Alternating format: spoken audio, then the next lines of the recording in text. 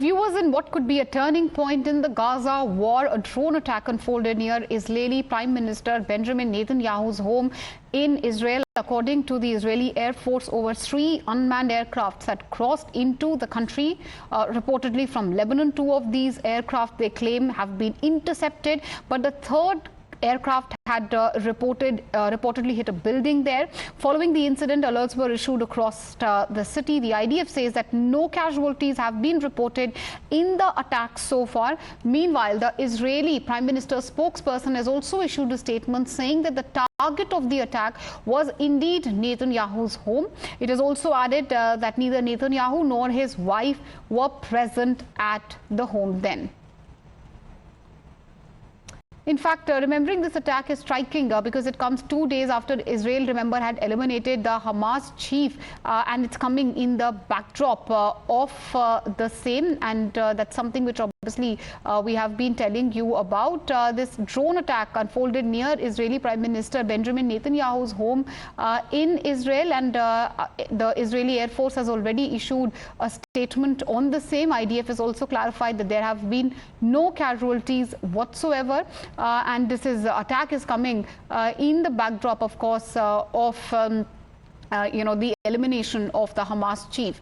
Meanwhile, to decode what's next in the Middle East tensions, Times Now Group Editor-in-Chief Navika Kumar has spoken to the Israeli PMO spokesperson. Take a listen in.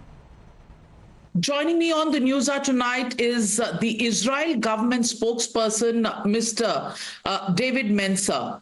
Thank you for joining me, Mr. David Mencer. I saw your tweet on X this morning. We got him. That's your first response on the news of Yahya Sinwar's elimination. What can you tell us about this entire operation that was carried out?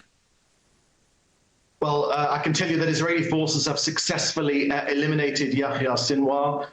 We took him for DNA testing to confirm it was him and not another subterfuge from Hamas. He was, of course, the mastermind behind the October 7th massacre, the person to whom responsibility for every single death in this region in the last year, certainly in Gaza, should be laid at. He initiated the October 7th massacre. He was the leader of Hamas, and it marks a phenomenal victory in the fight against terrorism. It makes us safer here in Israel, but of course it makes haters of terrorism safer all around the world. So, Mr. Mencer, I want to ask you this question. How closer is Israel in rescuing the over 100 people who were taken hostage in the October 7 attack? Is there any step that can lead to the release of these hostages?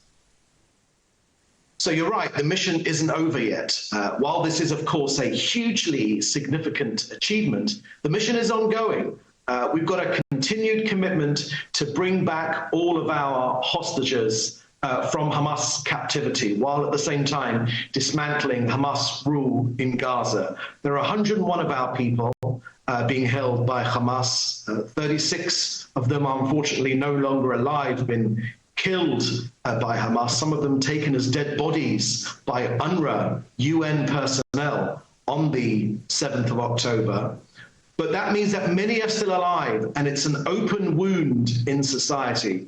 And I tell you, the Prime Minister made a phenomenal statement last night, which I don't think has been correctly understood. He said very, very clearly that Hamas members, the terrorist members, they are warned that their leadership is fleeing, and one by one, the leadership is being taken apart. But he gave this chance that if our hostages are released without harm, any further harm, then they will be able to escape with their lives. He's never made that offer to Hamas before. Hamas would do well to take him up on that offer. Let our people go, and this war is over. So, are you hinting that if the Hamas decides to release the hostages, comes to the talking table, we could even see a ceasefire? Is that something of a possibility at this moment? The possibility is that our war aims are absolutely clear. They are the highest priority on those war aims, as the Prime Minister made clear last night, is to get back our hostages. We want to bring them home. The pain which they feel is shared across this country. And I know amongst many friends in India have told me the same thing. All decent people around the world want them to come home. But we're taking apart this organization, both its governing structure and its military structure. And we're going to ensure that Gaza never again can be a threat to Israel. While, of course, in our north, getting our Israelis back into their homes in sovereign territory. But in Gaza, if Hamas lay down their arms and release our hostages, number one, the terrorists will their lives, and number two, the war will be over in Gaza.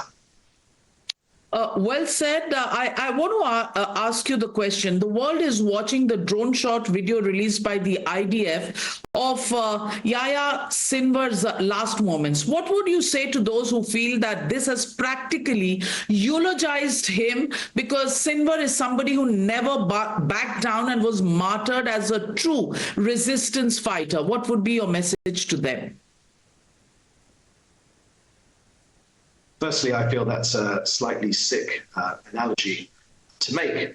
Sinwar follows in the footsteps of all the great Jew haters in history, like Hitler, like other Jew haters in our history. They're always offered a way down. They're always offered a ladder to climb down on. Our chief negotiator, Brigadier General Gal Hirsch, made the offer as well: release our hostages and you can go free out of Gaza. But he didn't take that offer. You know why? I'll tell you why. Because his Jew hatred is front and center in his ideology. That's what they believe in, and he died for that cause. And the world, of course, is a better place without him being here.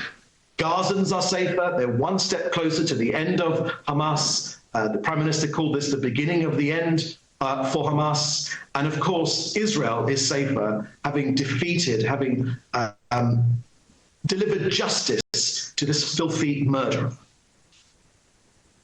Well said. Are you expecting another round of retaliation from Iran or Lebanon? Because Iran has said, and I'm quoting what the Iranian mission to the UN has said in a statement, they've said, when Muslims look up to martyr Sinwar standing on the battlefield in combat attire and out in the open, not in a hideout facing the enemy, the spirit of resistance will be strengthened. Are you expecting retaliation, and are you prepared for it? Look, Navika, Iran is behind all of this violence in our region. They were the people that paid and funded and directed Sinwar. We know they're also paying and directing Hezbollah in our north, as well as the Houthis in the east, as well as the Shia militias, as well as the rockets and missiles and drones that we've received from Syria. This is a seven-fronted war. The common denominator of all of them is Iran. Now, you know, just a couple of weeks ago, we received the largest ballistic missile attack of any country anywhere in the history of mankind. 181 ballistic missiles were fired at this country. Thank God, with the help of our advanced missile defense system, together with our allies, we managed to see off that threat. But I want to be clear with you. We know precisely the capabilities of Iran. We know precisely how we can damage their capabilities. We have done a lot to damage their capabilities. The Prime Minister has said that we are able to defend ourselves, both in ways which you have seen and in ways which you have not seen yet. We were taken by surprise on October 7th. We will not be taken by surprise again. The terrorist menace, as it emanates from Iran, they can talk about martyrs till they're blue in the face, but I tell you, this country is going to defend itself and is going to see down the threat from Iran. Iran are our enemy here. I'm talking about the regime, not the people. we estimate that 70 or 80% of Iranian people are against the regime. It's a fascist, Islamo-fascist type of regime. We know precisely how to defend ourselves against them, no matter what their rhetoric. So let me ask this question. In the last week, you, of course, as a nation have a right to protect your citizens. But in the last week, Israeli strikes targeted at the Hezbollah have ended up injuring peacekeeping forces at the Blue Line, something on which many countries have expressed concern. How can these incidents be avoided in the future? Well, thank you for that question, because you're right, lots of countries have expressed concern about what's happened with UNIFIL, this peacekeeping force. I say peacekeeping in inverted commas because they've been in place for 18 years, and all they've done is have overseen within eyeshot of their bases the rearmament of Hezbollah on our northern border, southern Lebanon. So none of these voices were present when we received more than 12,000 rockets, drones from Hezbollah. None of these voices have been present when Iran has grown the Hezbollah arsenal to thousands upon thousands of rockets and drones and missiles. And none of these countries have made a squeak over the last year when our people, 65,000 of them, have been displaced from their own homes. We have begged the international community to push Hezbollah back, including the UNIFIL force. It's part of the UN Resolution 1701. It was very clear in that resolution that Hezbollah should not be in the space between our border and the Litani River. The UNIFIL force, unfortunately, never did anything it was designed for. One wonders what it was doing. It certainly wasn't keeping the peace, but it certainly did allow Hezbollah to rearm itself. UNIFIL have been worse than useless, so we've had to take matters into our own hands. And believe you me, we will be successful. Prime Minister Netanyahu has said that the Israeli forces have found state-of-the-art Russian weapons while searching Hezbollah bases in South Lebanon. Russian and Chinese anti-tank weapons had reported to be found in earlier raids as well. Is Israel planning to investigate this issue and take up this issue on the global stage? Look, it's no secret the alliance which has been formed between Russia and China and Iran. We've seen very clearly that the technology which has been used against us here, Iranian drones fired at our country, are also shared by Iran with Russia against Ukraine. So, look, we understand the threat which is facing this country. I won't go into too much details on that particular point, but let me share with our allies in India, together with your Prime Minister, who understands the precarious nature of Israel in this region, we will defend ourselves. It is the basic duty of every government to protect its citizens, and that's precisely what we'll do from wherever the threat emerges.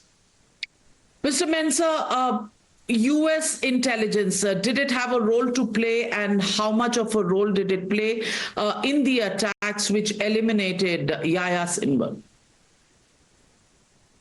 Well, Navika, you'll forgive me if I don't go into intelligence, but whether we talk about the intelligence or not, the proof is in the pudding, and Sinwar is dead. He was a ruthless murderer. He brought death and destruction to his own people. He was prepared to fight until the last Gazan. Let's be clear. He wasn't upset that Gazans were killed. He only wishes that 10 times more Gazans were killed. He knew what the deal was. He could have released our hostages, laid down his arms, and escaped with his life. He chose not to do that. He chose to continue the fight against us, and justice has been served.